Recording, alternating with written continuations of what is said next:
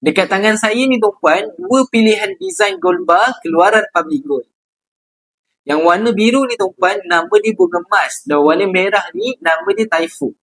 Untuk tuan-puan yang tak tahu, Typhoon ni bermaksud sangat bertuah ataupun untung besar. Walaupun design dia berbeza, tapi emas ni tetap sama. Emas berketurunan 999 yang sangat sesuai kita jadikan sebagai simpanan jangka masa panjang. Kalau kita tengok design ni tuan-puan, dia disin elok, kemas dan cantik. Tapi untuk tahun 2026, Public Gold akan keluarkan design gold bar terbaru di mana design tersebut lebih mudah untuk kita buka dan lebih mesra arahnya.